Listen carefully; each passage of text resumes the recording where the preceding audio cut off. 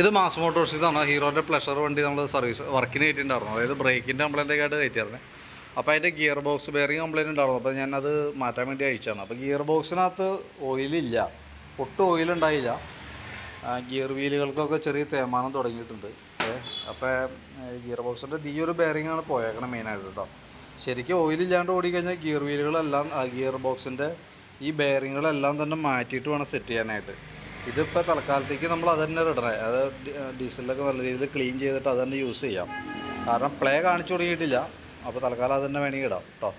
പിന്നെ ഗിയർ വീലുകൾക്ക് തേയ്മാനം ഉണ്ട്. അപ്പോൾ അതുകൊണ്ട് തന്നെ നമ്മളിപ്പോൾ ബാക്കിയത്തെ റെഡി ആക്കിയാലും എന്തായാലും ഒരു മൂളിച്ച് സൗണ്ട് എന്തെങ്കിലും കാണിക്കും. അപ്പോൾ നമുക്ക് ആ രീതിയിൽ ക്ലീൻ ചെയ്തിട്ട് ആ ബെയറിങ് മാത്രം മാറ്റി റീസെറ്റ് ചെയ്യാം.